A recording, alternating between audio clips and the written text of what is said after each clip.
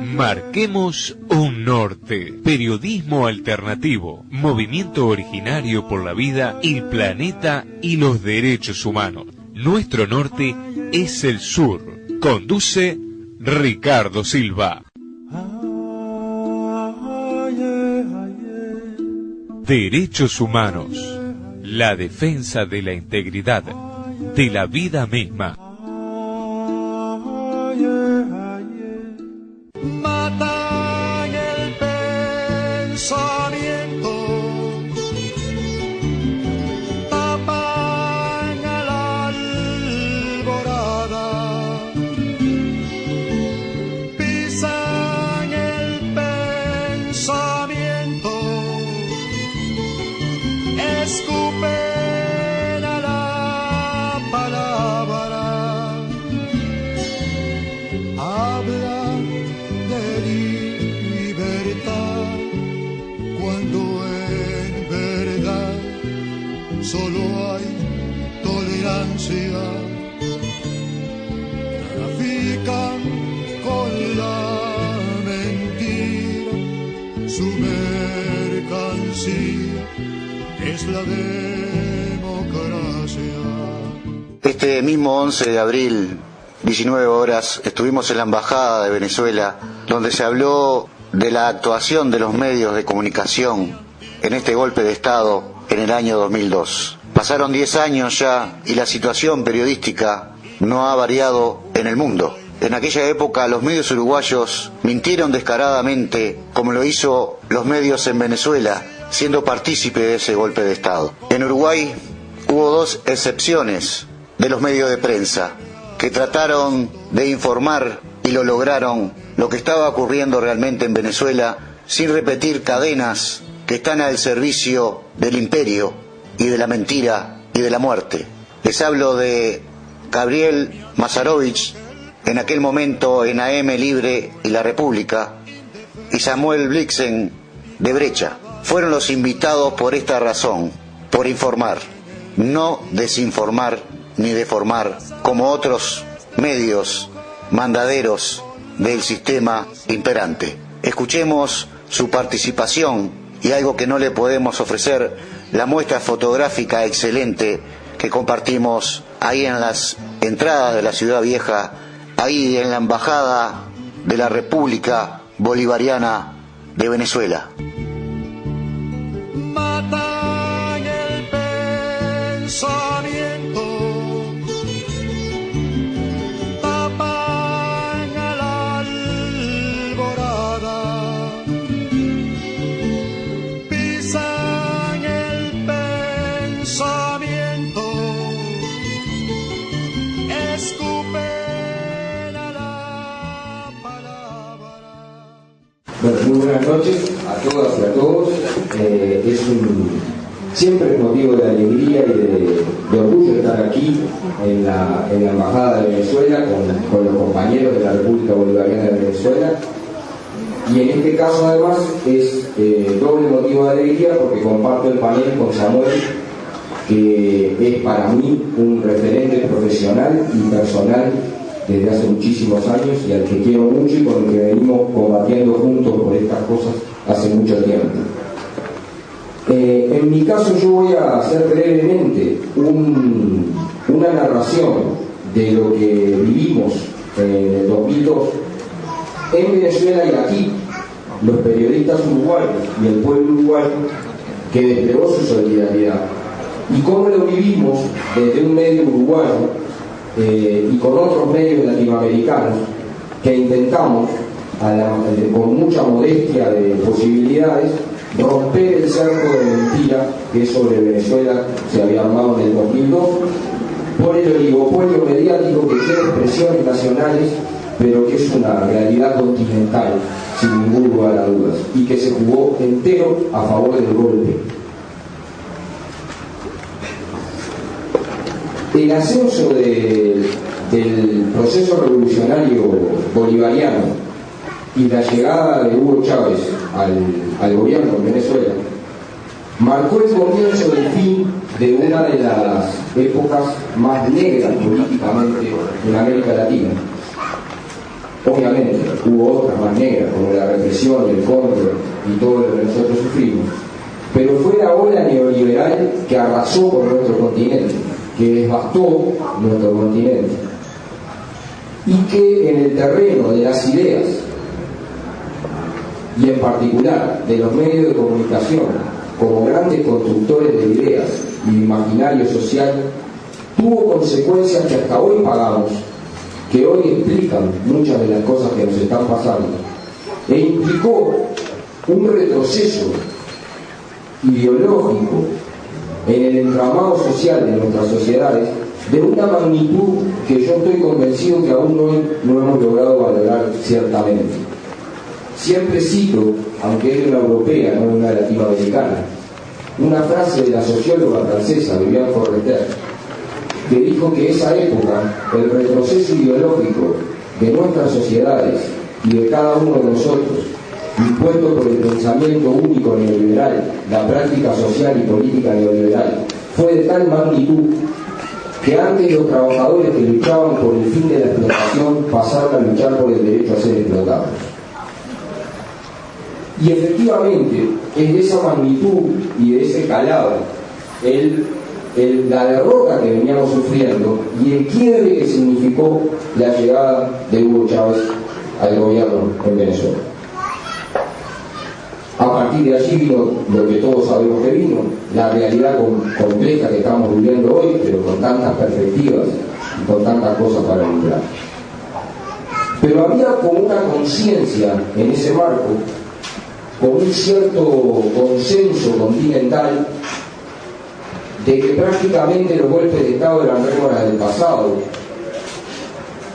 que la vía democrática era un camino lineal, que no se iba a romper nunca más, que supuestamente las sociedades enteras habíamos aprendido la lección y que no se iba a ir por caminos de violencia en las sociedades, y estableció inclusive un modelo de democracia y un discurso sobre cómo se había llegado a esa democracia que la hacía aceptar por todo el mundo y sin ningún tipo de problemas. Los golpes de Estado, según muchos teóricos, muchos analistas de los medios de comunicación, eran una rémora del siglo XX, que no se volvió a explicar.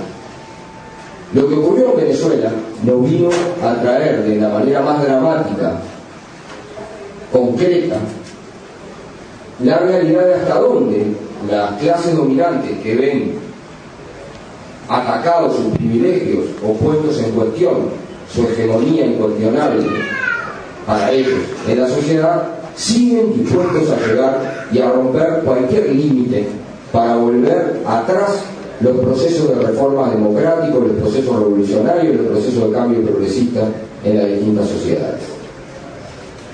Uno puede llegar a atreverse a decir que el papel de los medios de comunicación en el golpe en Venezuela fue la novedad, y no lo fue, porque en realidad el papel de los medios de comunicación a favor de los privilegios de las clases dominantes, en contra del discurso democrático, en contra de las fuerzas populares y alineándose aún en contra de la propia democracia que ellos decían defender, no es un fenómeno nuevo.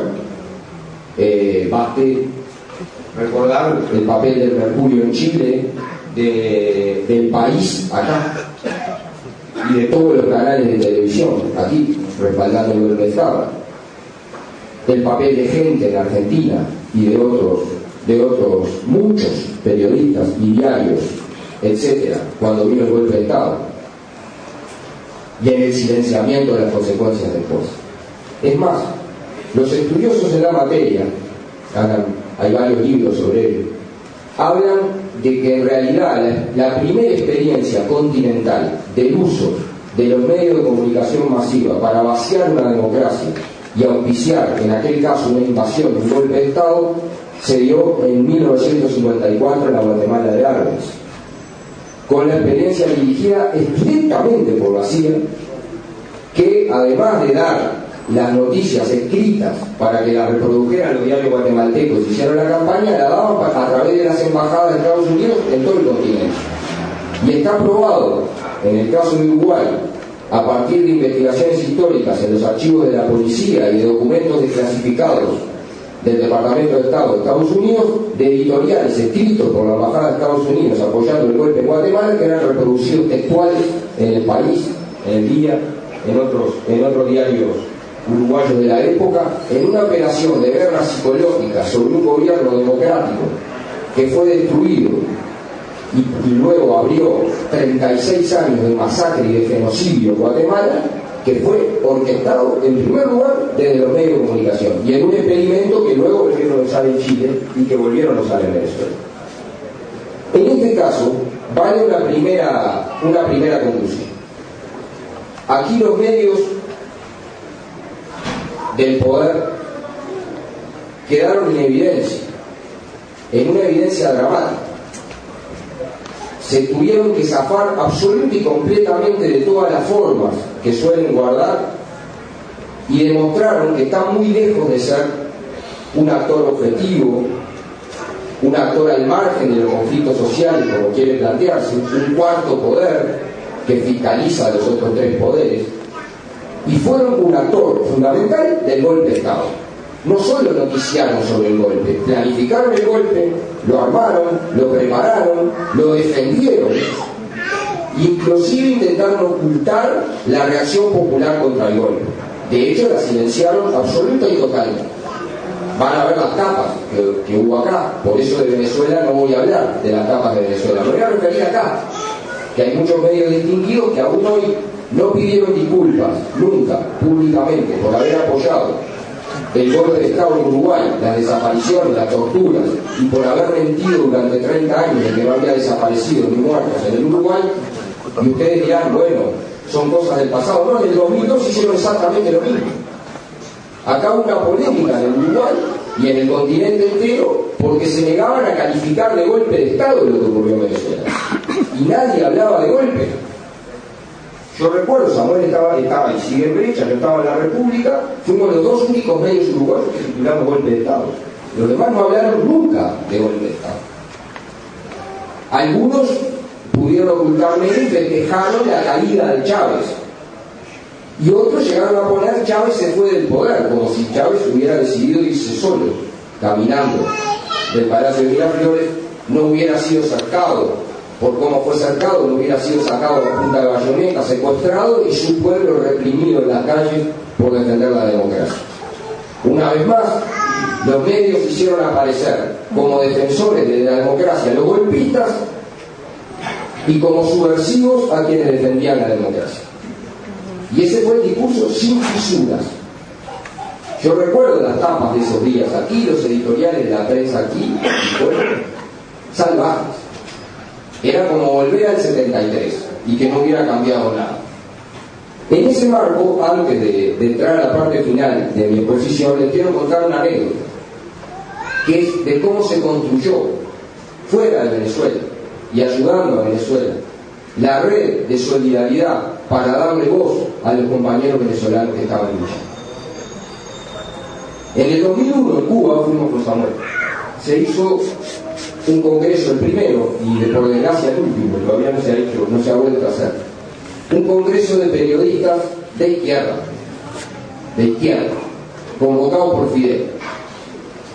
Fuimos cerca de 600, 400 y pico de periodistas de toda América Latina. Y allí surgió Telesur. Y allí surgió la idea de Telesur. En ese congreso, una de las cosas que se planteó fue que estábamos en inferioridad de condiciones totales para dar la batalla de ideas, para dar la batalla contra el oligopolio mediático, para dar la batalla contra las ideas dominantes. Y se estableció mínimamente una idea de red para mantenernos en contacto y poder, en los espacios que cada uno tenía y que cada uno podía ofrecer en sus países, la voz al resto de los compañeros. En ese congreso estaba una muchachita venezolana que, como ella siempre es, pasó bastante desapercibida, salvo para los que la escuchaban, porque cuando uno se sentaba a escucharla dejaba de pasar desapercibido, que se llama Vanessa Davis, que hoy es la directora del Correo del Orinoco. Y en aquel entonces trabajaba en un diario comercial de la derecha venezolana. Vanessa quedó integrando esta red y la llamábamos desde los lugares cuando vino la noticia del golpe y ella no podía hablar. Como ella había pasado otras veces que en su empresa donde trabajaba no la dejaban hablar porque la despedían si decía la verdad de lo que estaba pasando en Venezuela, ella dio el nombre de un analista independiente que nos hizo creer a todos que era un analista independiente venezolano para que lo llamáramos, que él sí no tenía problemas en la luz. Ese analista independiente salía hablando, dando opiniones en varios lugares, Guatemala, Uruguay, México, etc., sobre la situación de Venezuela. Cuando vino el golpe, de varios lugares, en este caso en particular de Guatemala y Uruguay, llamamos a este analista independiente. Este analista independiente resultó ser Gilberto Jiménez, que era uno de los, casi de los asesores principales de Hugo Chávez, y que estaba en el Palacio de Miraflores en el momento del golpe. Y nosotros transmitimos en directo en Emisoras Unidas en Guatemala y en 1410 AM Libre en Uruguay, en cadena, el momento en que sacan a Chávez de Miraflores, con palabras de Rangel por el celular de este compañero, y con la palabra de los compañeros que nos decían: se están llevando el presidente, no sabemos qué va a pasar, esto es un golpe de Estado en toda la línea, y era lo que logramos sacar en tres radios en el continente en vivo, lo que silenciaban todos los demás. Gilberto siguió reportando desde su celular las 48 horas que duró el reinado de Carmona el Breve en Venezuela, dando el reporte de lo que estaba pasando con su gente en la calle, cómo las distintas unidades militares se rebelaban en contra de los golpistas, cómo la gente salía a la calle y manifestaba. Él decía: estoy en tal avenida, es mentira que la gente está en las casas, estamos en la calle luchando, va a volver el presidente. Y nosotros lo sacábamos. Y nuestra información parecía de Saturno, no tenía absolutamente nada que ver con el resto de la información que daba el resto de todos los medios que básicamente reproducía CNN. Y CNN lo que decía era que Venezuela estaba en la maravilla de las maravillas, que el señor Carmona era el rey de la democracia, porque además ni siquiera disimularon. En otro caso disimularon, en este caso pusieron del presidente interino al presidente de la gremial empresarial, por si había alguna duda del contenido de clase del golpe, ¿no? Eso fue avanzando, estábamos terminando de hacer las ediciones un día y llama desde Guatemala para acá y nos dice: vuelve Chávez. Nosotros ponemos todas las cadenas internacionales de noticias, todas las agencias de noticias para recibir los cables, ni una palabra. Es un error. No, llamen a Gilberto, vuelve Chávez.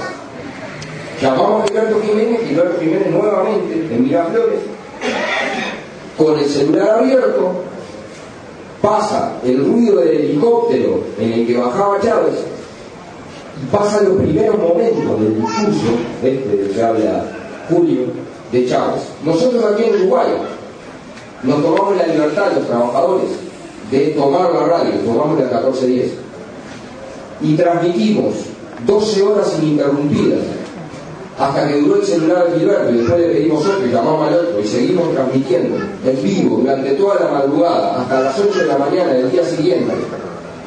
Y eran cientos de compañeras y compañeras que nos llamaban y nos decían: pero lo que ustedes están diciendo es cierto, porque yo tengo la televisión puesta y no pasa nada. Hacía 10 horas que nosotros estábamos diciendo que Chávez estaba volviendo y que había vuelto, y CNN seguía con Carmona. Eso fue lo que pasó. No es que dieron otra óptica de la información, mintieron descarada y criminalmente para apoyar el golpe de Estado, aun cuando el golpe de Estado ya había sido derrotado. O sea, los medios de comunicación internacionales, venezolanos y de la derecha en el continente fueron más golpistas que los golpistas. Eso fue lo que exactamente hicieron. Pasaron a negar la realidad, tanto que los canales privados venezolanos pasaban dibujitos animados cuando la gente estaba manifestando en la calle y luchando. Acá no pasaban dibujitos animados, pero no pasaban lo mismo con otras cosas. Yo que no quiero hacerlo largo, pero quería traer esa reflexión para que se vea que la batalla no fue solo en Venezuela, en los medios, fue en todos los países. A los compañeros que en Guatemala hicieron eso, nosotros no tomamos la radio acá, a los compañeros que en Guatemala hicieron eso les costó la misión.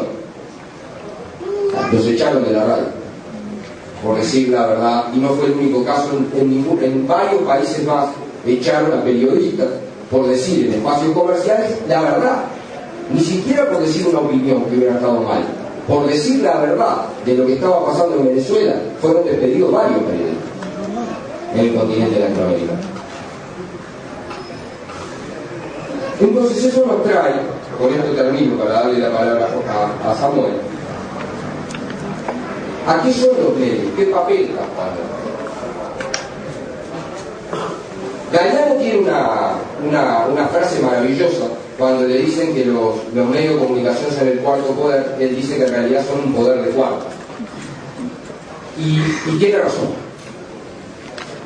Porque los medios han dejado de ser el cuarto poder y han pasado a ser, si alguna vez lo fueron, y han pasado a ser parte intrínseca, relacionada empresarialmente, comercialmente y fundamentalmente ideológicamente con el poder real, con el único que existe, con el poder económico, social e ideológico dominante y hegemónico en nuestras sociedades, y son un resorte fundamental económico y ideológicamente hablando. Antonio Gramsci, que es uno de los teóricos que empezó a desarrollar la importancia del papel de los medios de comunicación, lo situaba como parte del aparato privado de dominación, decía él, diferenciándolo del aparato estatal de dominación. Y esos son. Y ese desafío que se mostró en Venezuela y que por si faltaba alguna explicación nos volvió a saltar en la cara y a pegarnos en el medio de la frente en Honduras hace muchos menos años, donde hicieron exactamente lo mismo y dieron otro golpe de estado y tiraron otro gobierno democrático y reprimieron a la gente en la calle, y los medios nacionales y internacionales aplaudieron eso nuevamente, por si quedaba alguna duda posible. Tiene que ver con entre compañeros y con todos los que están aquí presentes, termino con dejarles la idea del desafío que tenemos planteado para avanzar en la democratización real de nuestra sociedad. Es imprescindible democratizar los sistemas de los medios de comunicación de nuestras sociedades. Para decirlo en Venezuela, Samuel lo va a desarrollar más, yo lo digo en Uruguay. En Uruguay el sistema de medios de comunicación se define con 4 palabras: privado, comercial, concentrado y extranjerizado. Eso es. El sistema de medios de comunicación del Uruguay, en su propiedad, en sus contenidos, en su gestión, es una vergüenza para la democracia uruguaya. Y efectivamente, cuando yo decía el atraso ideológico, el discurso único, los avances que han logrado nuestros pueblos en materia democrática, en materia de derechos, en materia de verdad, en materia de justicia, en materia de combate a la pobreza, en materia de integración latinoamericana y de soberanía, son innegables. El que no vea eso es un necio. El problema es que el atraso en el terreno de la batalla de las ideas es de tal magnitud que si nosotros no logramos romper ese atraso y dar la pelea allí por los cambios, pone en cuestión todos los otros avances que hemos logrado, su sostenibilidad, y además pone en cuestión la posibilidad de avanzar más y del ritmo que tengamos de avanzar. Para eso son necesarias las leyes de medios, como la batalla que perdió Venezuela, como la que aquí está en discusión con la televisión digital, como la que en estos días tiene Ecuador, como la que tuvo Argentina, como la que tuvo Evo Morales en Bolivia. Sí, son imprescindibles las leyes de medios. Es mentira que no se puede legislar sobre los medios, es mentira que no se puede legislar sobre los contenidos, sobre la forma de propiedad de los medios. Es mentira que eso sea un ataque a la libertad de expresión. Hay una acción interesada por confundir libertad de empresa con libertad de prensa, y no tiene nada que ver. Y lo que hay que garantizar aquí, lo que estuvo en juego en Venezuela, lo que estuvo en juego en Honduras y lo que está en juego todos los días en nuestros países es el derecho a la información de la gente, que es un derecho colectivo y le corresponde a toda la sociedad. No es un derecho ni de un grupo elegido de gente como los periodistas y mucho menos de un colegio seleccionado que son los dueños de los medios de comunicación. Y la batalla por esas leyes que permitan democratizar los sistemas de comunicación son una batalla central por la democracia. Pero termino diciéndoles, con eso no alcanza, compañeras y compañeros, no alcanza. Porque si nosotros, que desde la izquierda reivindicamos la libertad, reivindicamos el derecho a la información, reivindicamos que se informe bien, con buen sentido y profesionalmente, no somos capaces de generar alternativas comunicativas en medios de comunicación, en políticas de comunicación, que entusiasmen a nuestra gente, que le lleguen, que le hablen en el lenguaje que tienen que ser, que sean masivas, todo lo demás es papel picado. Haremos muchas cosas, pero seguiremos. Tenemos que asumir como desafío que lo que pasó en Venezuela, que lo que pasó en Honduras, nos puede pasar en muchos de nuestros países. Apenas rocemos cualquier frontera del poder si no somos capaces de construir alternativas de comunicación. Y las cosas son complejas, pero también son sencillas. Se trata simple y llanamente de decir la verdad. La verdad. De investigar, de cuestionar el poder, de interpelarlo, de transparentar las cosas del Estado y de la sociedad toda, de decir la verdad. Eso es hacer periodismo y eso es informar. Lo demás es propaganda. La propaganda es necesaria, pero la propaganda no resuelve todo. Para dar la batalla de ideas, para dar la batalla ideológica necesitamos información de calidad, medios de calidad y periodistas de nueva raza comprometidos con su gente, jugados más allá de los intereses comerciales. Eso era un poco de lo que queríamos decir y de la reflexión que queríamos trasladar a partir de lo que pasó en el 2002 en Venezuela. Y una última cosa. Venezuela también nos demostró que lo decisivo es la capacidad de los pueblos de organizarse y estar dispuestos y tener la decisión a luchar por sus derechos. Si esa organización existe y esa decisión de luchar existe, no hay imperio mediático que pueda poner de rodillas a los pueblos. No lo hay. Tenga el poder y el dinero que tenga. Muchísimas gracias. Matan el pensamiento, tapan a la alborada, pisan el pensamiento, escuchan